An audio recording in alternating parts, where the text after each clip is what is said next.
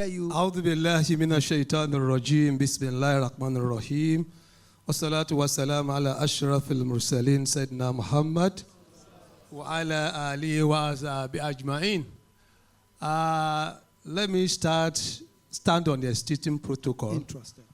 But let me say it clearly here. But I must also express my own sentiment. By 1995, when Allah brought into existence Rosulullah Al-Fatih Society, some of us who grew up to be found of Nasfat and were there, and some of us found ourselves in the university and I became a researcher. I've always thought that was the best that Allah could do for Islam in the Southwest. But with what we have seen here today, and the giant stride that Sheikh Ahmad Al-Mukhtar has been able to take to have this edifice here, we can only say Alhamdulillah Rabbil Alameen. I want to rejoice with you and rejoice with the entire Muhammad Rosulullah global family for this edifice. Our prayers that everybody has been saying for you since yesterday, when the entire social media space was flooded. People were calling me from different parts of the world. Even I got a call from somebody from Canada. Is this in Nigeria? I said, this is Nigeria. So if people are still in doubt as regards the capacity of Nigerians to do well, when they have chosen to do well, this is a clear example of that. It transcends beyond religious confinement. The capacity of somebody to say, I want to do this, and I want to do it, and get it done in record time. May Allah continue to bless you, sir. Let me also mention it to the fact that what you have asked us to do here, I want to align myself with all that has been said, particularly the sentiment expressed by my brother here. I also don't like talking. I talk in the classroom. But I tell people, you don't require Allah to tell you when you are soaked in the rain. Perhaps for those of us who live in Lagos, you are soaked in the rain and you are moving around and you are pressed with urination. Do you require the Quran, Allah, to tell you how to do it? Be honest with yourself. It has happened to you. So what do you... will it not be stupid for you to be looking for toilets? You are in the rain. You are soaked already. And you are now pressed. What will you do? You know what you have done, Abi? I also did the same thing. So sometimes, some of the things we say here are things that we know already. We know it already.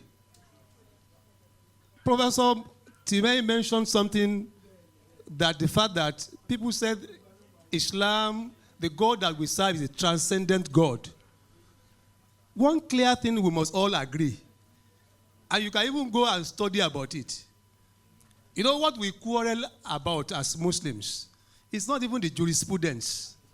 What issues about jurisprudence are definitive issues. How to pray, how to fast, how to go on Hajj, what are the rules for marriage, the rules for divorce. All those things have been settled. Our quarrel most often is on the basis of theology. And whether anybody likes it or not, it is speculative. It's speculative. Theology in Islam is what? Speculative. It means that you cannot rely on the opinion of any scholar. So say, in exactitude, this is what Allah meant. Because Allah didn't invite you. He didn't consult you. And you are not there. So why would you now tell us? And to move back to what it is, it's just simple.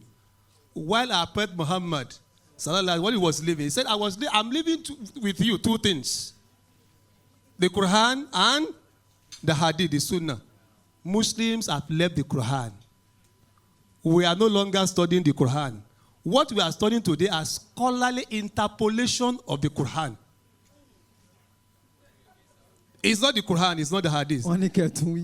I said, Muslims these days, particularly in our own kind of world here, we don't study the Quran. We read the Quran, and we do it for competition, all those things that you do, and the rest of them, where you bring and you do competition. We even do what we call memorization of the Quran now. But we don't study the Quran. We don't study the life of the Prophet. What we rely on for our daily lifestyles is the scholarly interpolation of the Quran and the Sunnah. Until we remove ourselves from it. Let me give you, and we are losing so much for it. I think the verse in Surah Al-Quran, Surah Al-Anfal, I said, you should obey Allah and obey the prophets. And you should not disagree. Because if you disagree, you will dissipate your energy and you lose your concentration. And the enemies will be at bay with you. I think to go back, what do we do? I have said this, the simplest definition of who a Muslim is what our teacher has given us, Professor TME. Our sentiment should be Islam. And that's why the Prophet said, it is enough evil. It is enough evil for you to hold your Muslim brother or sister in contempt. How do you define who a Muslim is? Simple definition. Somebody say, I'm a Muslim. It's enough. That's the sentiments that should be able to know, oh, I hold this person some form of compassion. That idea that is very popular, that some of us, we know it. The person said, Al-Muslim, Akul Muslim. He didn't use the word Al-Mu'min.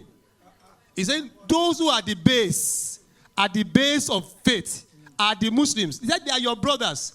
And he said for them, there are three things that Muslim, everything about him is haram. Three things. Damuhu, wa maluhu, wa iriduhu. His life becomes inviolable. You must not touch his life. His properties must be secured with you. And you must not destroy his honor.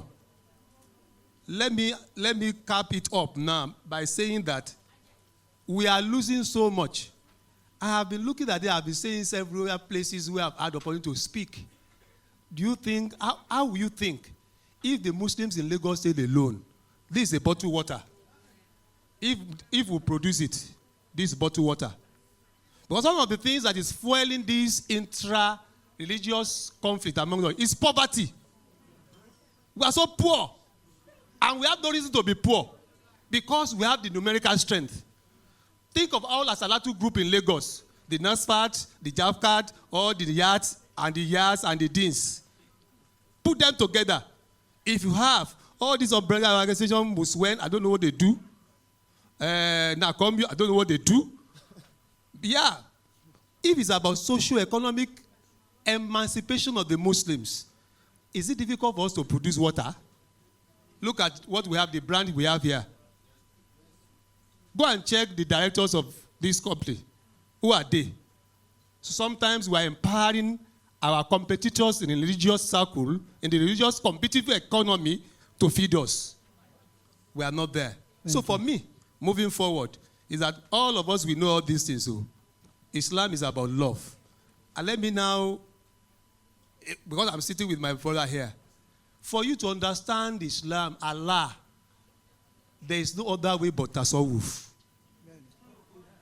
That transcendency that has been mentioned by people, that is the only way.